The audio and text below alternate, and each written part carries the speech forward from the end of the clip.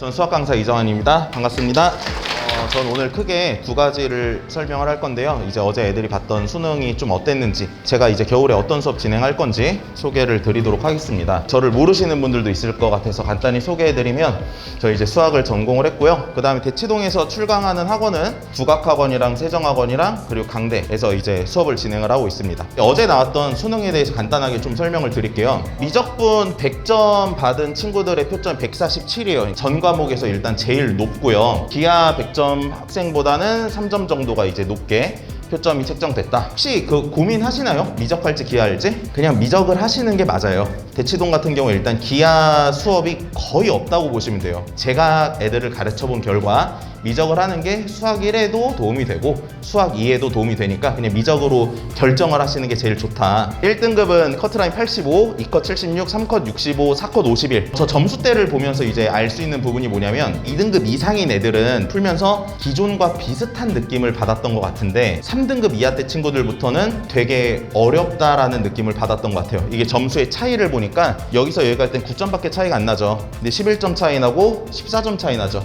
기존에 원래 1등급 나왔던 친구들한테는 크게 이제 어렵다 이런 느낌은 좀 덜했던 것 같아요. 그리고 이제 정답률을 좀 말씀해드려야 될 것 같은데, 여기서부터 미적분 선택 기준으로 애들이 제일 많이 틀린 번호 순으로 제가 쭉 나열을 해놨어요. 제일 이제 정답률이 낮은 거는 22번에 출제됐던 수학2의 미분이고요. 제가 여기서 하나 일단 말씀드리고 싶은 게 있어요. 지금 설명회를 다니다 보면 공통이 엄청 중요하다 그러죠. 공통이 중요한 건 맞는데 한 6문제 정도까지를 살펴놓고 보면 탑 6 안에 드는 게 미적분이 3개예요. 그러니까 이게 무슨 말이냐, 작년 애들이 공통 공부만 되게 많이 하고 미적을 소홀히 하다가 수능에서 저는 쉬웠는데 당했다라고 생각을 합니다. 수학2랑 미적 집중적으로 하고 수학 1도 수열이랑 지수로가 함수가 난이도가 높게 출제가 됐으니까 여기를 좀 집중적으로 공부할 필요가 있다. 그리고 22번 위에다가 20번 옆에다가 기울기 함수라고 한번 써보세요. 기울기 함수. 30번 옆에다가는 합성 함수의 해석. 제가 지금 말씀드린 두 개의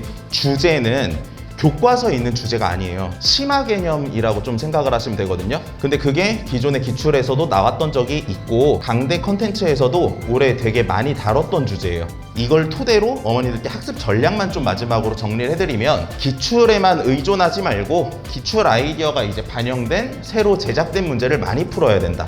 요거를 학생이랑 얘기를 한 걸 토대로 말씀해 드릴게요. 제가 올해 단과 수업 다 끝내고 재정 수업 끝내면서 애들이 이제 고맙다고 인사 오잖아요. 올해는 어떨 것 같아?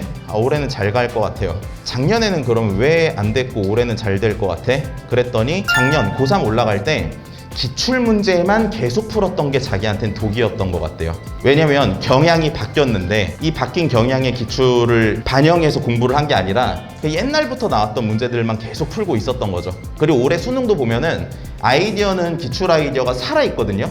기출 내용이 살아있고 수학 개념이 살아있는데 생김새가 좀 많이 달라요. 그러니까 아이디어는 반영된 새로 제작된 문제로 공부를 해야 된다. 그리고 두 번째, 실전 개념이라는 것도 많이 들어보셨죠? 근데 실전 개념은 제가 봤을 때 이제는 기본이라고 생각을 하고요. 그리고 아까 제가 22번, 30번 옆에다가 두 가지를 써달라고 말씀드렸는데 그게 킬러 문항이죠. 킬러 문항에 출제되는 심화 주제에 대한 문제풀이 훈련도 애들이 공부를 겨울부터 계속 이어가서 해야 된다. 그 다음 마지막 세 번째는 준킬러 문항 있죠. 중간 번호대 문제. 얘는 사실 어려운 얘기가 아니잖아요. 어려운 얘기가 아니니까 애들이랑 차별화가 생기려면 뭐가 중요할까요? 얼마나 빨리 잘 푸느냐가 중요해요. 네, 그 중간 번호 때는 그렇게 공부를 해야 됩니다. 어제 제가 문제를 딱 보고 야 이거 대박이다 하고 인스타에 딱 올린 게 있거든요. 위에 저희 회사 정상모 쌤도 댓글을 달아주셨어요. 개쩐다. 왜? 도형 문제가 똑같이 나왔거든요. 그냥 3주 동안 야 이거 나올 것 같아. 근데 그 도형의 근거는 EBS였어요. 거기 애들이 써놓으신 말을 읽어보시면 나오자마자 바로 풀었다는 얘기가 엄청 많이 달려있어요. 그러니까 중간 번호 때는 그런 대비가 되어 있어야 된다는 거고, 킬러 문제에 대해서는 그 주제가 나왔을 때 어떻게 접근할 수 있는지에 대한 공부가 되어 있어야 된다. 제가 여기서 말씀드릴 부분은 딱 하나였는데, 이 학생들이 공부를 하면서 고민이라는 걸 할 거 아니에요. 그럼 학생들이 사실 언제부터 그런 고민을 하기 시작할까요? 제가 생각했을 때 그 고민을 제대로 하는 건 고3 기준으로는 수능인 것 같아요. 수능 날 이제 딱 뭔가를 망치고 내가 1년 동안 한 건 고민이 아니구나. 재수하면서부터 애들이 하는 고민이 현역 애들이랑 좀 많이 달라요. 고민의 깊이가 되게 달라요. 그걸 제가 1년 동안 다 같이 경험하고 그걸 수업에 적극적으로 반영해서 진행을 했거든요. 그러다 보니까 느낀 게 이 상위권이나 최상위권이나 극상위권 애들이 등급이랑 실력이 올라가면서 하는 고민들이 거의 대부분 같아요. 그걸 수업에 적극적으로 반영해서 저를 오래 만나는 애들은 그런 시행착오를 겪지 않게 수업을 진행하겠다. 1년 동안 이제 어떻게 끌고 갈 거냐. 일단 1월부터 시작해서 3월 첫째 주까지는 메소드라는 수업을 진행을 합니다. 이제 개념반이라고 보시면 됩니다. 근데 여기서 말하는 개념은 과탐에서의 개념이랑 좀 달라요. 과탐 같은 경우는 애들이 고3 와서 처음 하는 애들이 되게 많죠. 근데 수학 같은 경우는 제가 선수능반이라는 걸 해봤어요. 올해 처음으로. 선수능반이 고2 애들이 이제 수능 대비를 하는 걸 좀 한번 진행을 해봤거든요. 이미 고2 선생님들도 고3 선생님들의 수업을 보고 실전 개념이라든가 이런 걸 애들한테 다 가르치는 것 같아요. 근데 뭐가 문제냐? 문제에 그렇게 안 풀어주시는 분들이 많아요. 내용이랑 문풀이 좀 다르다고요, 많이. 그래서 이제 실전 개념을 가르치면서 심화 주제까지 가는 게 이제 이때 진행이 되는 거고, 그 다음 3월 달부터는 심화 주제랑 고난도 문제풀이가 10주가 진행이 되고요. 휴강 이후에는 이제 파이널이 16주 진행이 된다. 잘 이해가 안 가실 거라 좀 구체적으로 풀어서 짤막짤막하게 말씀드리면, 시즌 1은 실전 개념 기본부터 심화까지, 그리고 기출 분석하고 제작된 문제들을 가지고 더 새로운 문제들을 가지고 문제풀이 훈련을 하고요. 그 다음에 주간지는 이런 부분이 나가는데, 시즌2에서는 이제 심화 주제, 고난도 문풀 진행한다. 그 다음에 파이널 때는 실무 요렇게 다양한 컨텐츠로 진행이 된다. 요걸 자세히 말씀드릴 겁니다. 겨울방학 때 무슨 수업을 진행할 건가? 겨울방학엔 제가 진행하는 수업이요, 기본부터 심화까지 실전 개념이랑 그리고 심화 주제 있죠, 아까 말씀드렸던 거, 그것도 겨울방학 때는 일부 제가 설명을 한다고 보면 돼요. 제가 예전에는 실전 개념이랑 심화 주제를 분리해서 수업을 했더니 애들이 무슨 문제가 생기냐면, 이건 겨울에 안 배웠던 거잖아, 이런 문제가 생기고 3월 달에 되게 어렵다고 튕겨져 나가는 경우가 많더라고요. 작년에는 겨울부터 그 주제에 대한 수업을 조금 진행을 했더니 3월 달에 겨울에 했었던 거네 라고 하면서 잘 받아들이더라고요. 그래서 겨울엔 기본부터 심화까지 다 수업을 진행을 할 거고, 그 다음에 문제풀이 같은 경우에는 평가원 교육청 사관 주요 기출문제 분석하는 것 뿐만 아니라 제작한 문제들도 문제풀이를 한다. 기출문제를 이미 애들이 경험을 했기 때문에 기억력이 조금 좋은 애들은 외워서 풀어요. 실력이 안 늘어요. 수학은 결국 새로운 문제를 만났을 때 잘 푸는 능력이 되게 중요한데 그렇지 않다. 지금 경향에 맞춰진 새로운 문제들을 오히려 겨울에 기출이랑 같이 푸는 게 애들한테 훨씬 더 도움이 많이 된다. 그 다음에 이제 주간지 같은 경우에는 겨울에는 모든 수업에 주간지에 기출문제가 들어가요. 근데 전 여기에 기출만 넣는 게 아니라 기출의 아이디어를 가지고 있는데 포장지만 다르게 변형시켜 놓은 문제들도 과제에 실을 거예요. 왜? 내가 만약에 이 기출을 풀고 얘를 풀었는데 이걸 못 푼다, 똑같은 건데 그럼 제대로 공부가 된 게 아니죠. 그 확인이 저는 돼야 된다고 생각을 하거든요. 그래서 주간지에는 기출 문제만 있는 게 아니라 기출 변형과 그 다음에 사점 초중반부의 자체 제작 컨텐츠까지 애들에게 제공이 된다. 학습 목표는 이렇습니다. 겨울에 수업 진행을 하면서 개념 완벽하게 해야죠. 어머님들께서 일반적으로 알고 계시는 개념이 요 첫 번째예요. 교과 개념과 수능형 실전 개념. 근데 저거는 당연히 기본적으로 하는 거고, 제가 저기서 좀 강조하고 싶은 거 두 번째 내용이에요. 두 번째,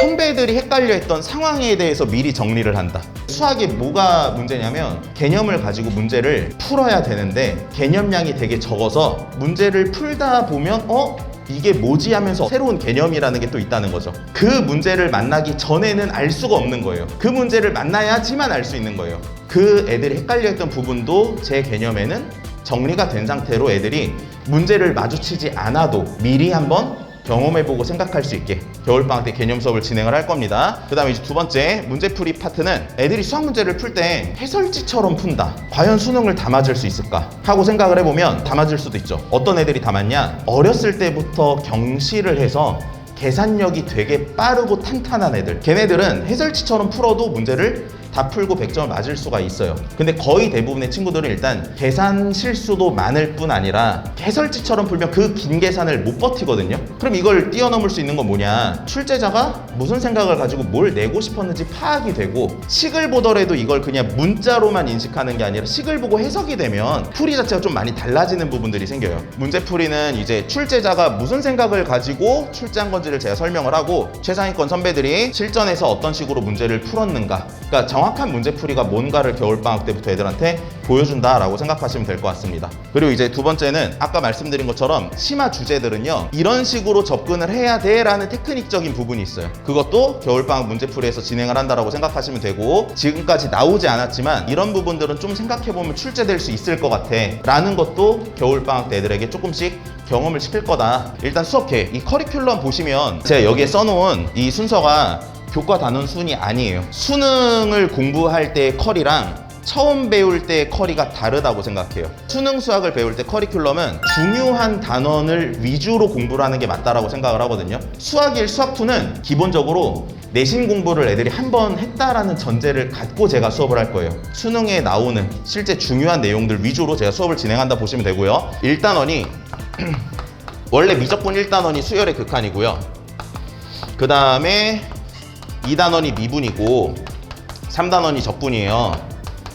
근데 제가 여기에 지금 짜놓은 요 커리를 보시면 알겠지만 수열의 극한이 여기 들어가 있죠. 여기 뭐 써있죠? 프리미적분. 그러니까 미분하기 위한 준비 단계. 그걸 1주차에 수업을 진행을 하고, 그 다음에 쭉 미분 갔다가 수열의 극한이랑 도형 얘기하고요. 그거 하고 그 다음에 적분으로 넘어가는데, 얘가 수열의 극한이잖아요. 수열은 수학 1에서 배우죠. 수학 2에서도 함수의 극한을 배우거든요. 얘네들의 내용을 그냥 합쳐놓은 거라 애들이 봤을 때 새로운 내용이 없어요. 근데 이게 교과서에 왜 들어왔냐 하면, 이 적분을 설명하는 게 수학 2랑 달라요. 미적분이 좀. 얘랑 얘는 완전 별개예요. 그래서 저는 요걸 먼저 수업을 진행을 하고, 이게 왜냐면 30번에 항상 나오기 때문에 훨씬 비중이 크거든요. 요걸 먼저 진행하고 수열의 극한 한 다음에 그 다음에 적분으로 자연스럽게 이어져가는 커리로 간다라고 보시면 될 것 같아요. 그 다음에 이제 학생관리는 제가 솔직하게 말씀드리면 파이널 때는요, 애들이 다 열심히 해요. 그러니까 점수 가지고 얘가 어디가 부족한지 정도만 제가 코칭을 해주면 되는데, 겨울방학 때부터 1학기 때까지는 관리가 중요하다라고 생각을 해서 그때는 좀 빡세게 해요. 1학기까지는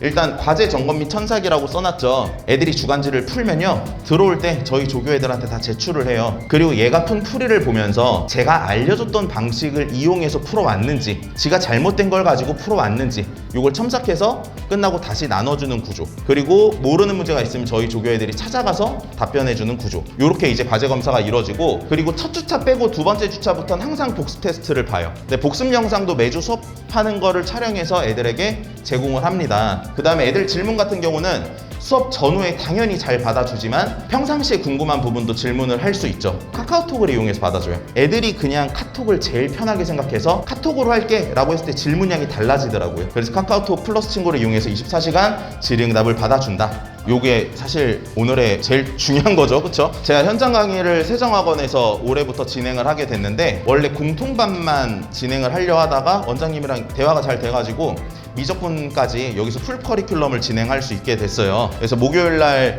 미적분 10주짜리 수업이 진행이 되고요. 그 다음 세정학원에서 공통 수업은 1시 반부터 5시까지 이렇게 10주간 각각 진행된다. 제가 그 현강에만 집중을 하겠다고 한 되게 큰 이유도 있는데, 인강에서는 사용할 수 있는 컨텐츠가 되게 제한적이에요. 이미 잘 만들어진 걸 가지고 현장 애들을 잘 끌고 가는 게 맞다라는 생각을 했고, 인강 같은 경우에는 등급대가 되게 다양하기 때문에 폭넓게 수업이 진행돼야 되는데, 제가 대치해서 대치 현장에만 맞춰가지고 아마 1년 동안 애들을 잘 끌고 갈 수 있지 않을까. 그러니까 모든 걸 다 끌어 모아서 내년에 저를 만난 애들은 제가 꼭 성공을 시키도록 하겠습니다. 지금까지 이정환이었습니다. 감사합니다.